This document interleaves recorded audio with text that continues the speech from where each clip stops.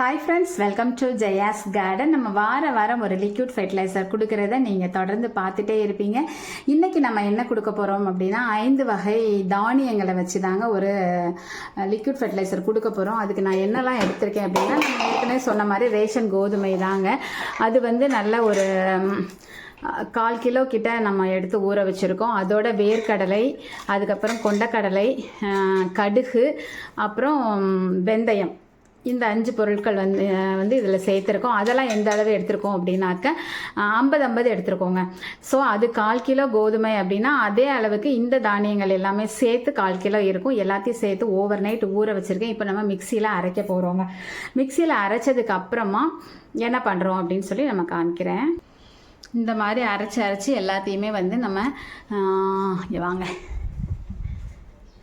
ஏற்கனவே நம்ம ஊற வச்ச பழம், கழனி எல்லா தண்ணியும் இருக்கு இல்லையா, அதில் நம்ம ஊற்றி திரும்ப இதை 24 ஹவர்ஸ் நம்ம ஊற வைக்க போகிறோம். இது ஊற வைக்கும்போது என்ன சேர்க்க போகிறேன் அப்படிங்கிறது ரொம்ப முக்கியமான ஒரு பொருள். இப்போ இருக்கிற அந்த 1/2 கிலோ கிட்டத்தட்ட எல்லாமே சேர்ந்து அதை ஃபுல்லாக நம்ம நல்லா அரைச்சிட்டோங்க. மதியாக அரைச்சிருக்கோமா அப்படின்னு கேட்டால் இல்லை, ஓரளவு குறைப்பாக தான். ரொம்ப நம்ம ரிஸ்க் எடுக்க வேணாம். அந்த தோலெல்லாம் கொஞ்சம் அரைப்படலை, மற்றபடி அரைஞ்சிச்சு. இது இன்னும் ஒரு 24 ஹவர்ஸ்க்கு நம்ம இதை ஊற வைக்க போகிறோம். அதுக்கப்புறமா தான் நம்ம டைலூட் பண்ணி கொடுக்க போகிறோம். இதோடு நம்ம இது இன்னும் நிறைய கிருமிகள் இல்லை, உயிர்கள் பெருக்கம் அடையணும் இருக்குது பார்த்தீங்களா, அதுக்காக கொஞ்சமாக புளிச்ச மோர் ஒரு 1/2 லிட்டர் மோரை நம்ம அதில் ஊற்றுறோம். அது போக இது என்ன அப்படின்னா பழைய சாதம்ங்க. நம்மளோட மாடி தோட்டம் இயற்கை விவசாயத்துக்கு ரொம்ப முக்கியமானது இந்த பழைய சாதம் அப்படின்னு நான் சொல்லுவேன்.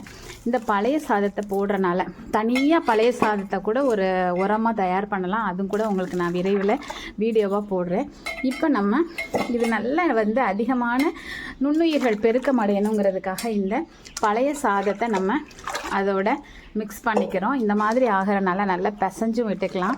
இதனால் என்ன ஆகும் அப்படின்னா அதிகமாக கோடி அளவுக்கு இதில் பெருக்கம் அடையுங்க. இதை நம்ம குறைஞ்சது ஒரு 24 ஹவர்ஸ் வைக்கணும். அதிகமாக நீங்கள் வைக்கணுனாலும் ஒரு 2-3 நாளோ 1 வீக்குக்கோ வச்சுக்கோங்க. ஆனால் போதுமானது. நல்ல ஒரு மனம் இருக்கும். நல்ல 24 ஹவர்ஸில் எடுத்து ஊற்றும் போது ஒரு புளிச்சு ஒரு நல்ல மனம். இப்போவே நல்ல மணக்குது. அந்த ஒரு 5 பொருள் அரைச்சிருக்கோம், 5 தானியங்கள். அதோட நம்ம நுண்ணுயிரிகளை பெருக்கம் அடைகிறதுக்காக பழைய சாதமும் அதே அளவுக்கு எடுத்திருக்கேன், 50 கிராம் அளவுக்கு. அதுக்கப்புறம் ஒரு தயிரும் ஒரு 50 கிராம். அதை நம்ம மோராக டைலூட் பண்ணி உள்ளே ஊற்றிருக்கோம். இதை நல்ல ஒரு சாக்கோ துணியோ போட்டு மூடி வெயிட் வைக்க போகிறோம். வச்சுட்டு நல்லா 24 ஹவர்ஸ் புளிச்சதுக்கப்புறம் உங்ககிட்ட காமிக்கிறேன். நல்லா 24 ஹவர்ஸ் ஆயிடுச்சு, நல்லாவே புளிச்சிருச்சு. இப்போ தான் நான் அது மேலே போட்டிருந்த சாக்கை எடுத்துருக்கேன். நீ பாருங்கள், நல்ல ஒரு புளிப்பு மட்டும்தான் வந்திருக்கு. நல்லா நொதிச்சு போய் இருந்தது. ஒரு தடவை கலக்கி விட்டுட்டு தான் உங்ககிட்ட நான் காமிக்கிறேன். இதுக்கு மேலே வைக்கும் இது நல்ல ஒரு மனம் தான் இருக்குது. நல்ல ஒரு என்ன சொல்கிறது, மனதுக்கு இதமான ஒரு மனம் தான் இருக்குது. ஒரு 24 ஹவர்ஸில் எடுத்திங்கன்னா இந்த மாதிரி இருக்கும். ஒரு இன்னும் 2-3 நாள் ஆனீங்க அப்படின்னா கொஞ்சம் ஹெவி ஸ்மெல் வரும். அது மட்டும் உங்களுக்கு பிடிக்கும் அப்படின்னா அப்படி வச்சுக்கோங்க. ஆனால் 24 ஹவர்ஸே போதுமானது. இப்போ நம்ம இதை நல்லா டைலூட் பண்ணி ஊற்ற போகிறோம். நம்ம இப்போ இதை மாடிக்கு எடுத்துகிட்டு போனதுக்கப்புறம் திரும்ப பார்க்கலாம். இதுவும் மூடி தான் வச்சுருந்தேன், இப்போ தான் ஓப்பன் பண்ணியிருக்கேன் உங்களுக்காக. இது இந்த காய்கறி, பழங்கள் எல்லாத்தோட கழிவுகள், அதுக்கப்புறம் நம்ம வீட்டில் உள்ள மாவு, புளிச்ச தண்ணி, வேக வச்ச தண்ணி, அரிசி, காய் கட் பண்ணி போட்ட தண்ணி எல்லாமே இதில் இருக்கும். இதை நல்லா இப்படி கசக்கிட்டு இந்த மாதிரி எடுத்துட்டு அதுக்கப்புறமா அந்த தண்ணியோட நம்ம எப்போவுமே நம்ம என்ன லிக்விட் ஃபெர்டிலைசர் கொடுக்க போகிறோமோ அதோட எப்போவுமே இந்த தண்ணி மட்டும் பெர்மனண்ட்டாகவே நான் வச்சுருப்பேங்க. 10 நாள் இருக்கும். அதோட சேர்த்து தான் எல்லாத்தையுமே கொடுப்பேன். அதுதான் எனக்கு ரொம்ப எஃபெக்டிவாக இருக்கிற மாதிரியும் தெரியுது. ஸோ இதையும் நம்ம இப்போ மாடிக்கு எடுத்துகிட்டு போகலாம். மாடிக்கு வந்துட்டோம். இப்போ நம்ம அந்த கரைசலை எப்படி ஊற்றலான்னு சொல்லி பார்க்கலாம். பாருங்கள், 20 லிட்டர் தண்ணி எடுத்திருக்கோம். அதில் இந்த கோதுமை கரைசல், அதுக்கப்புறமா இந்த ஃப்ரூட்ஸ் எல்லாம் மக்க வச்ச அந்த ஊற வச்ச அந்த தண்ணி எல்லாம் கலந்து ஒரு 5 லிட்டர் வரைக்கும் நம்ம ஊற்றிக்கலாம். 20 லிட்டருக்கு 5 லிட்டர் அப்படிங்கிற மாதிரி ஊற்றிச்சு நம்ம இதை இருப்போம் தொட்டிகளுக்கு.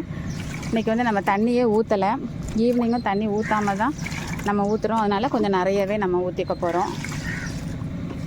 இந்த மாதிரி ஊற்ற வேண்டியதான். நம்ம இதில் பிடிச்சிக்கோங்க.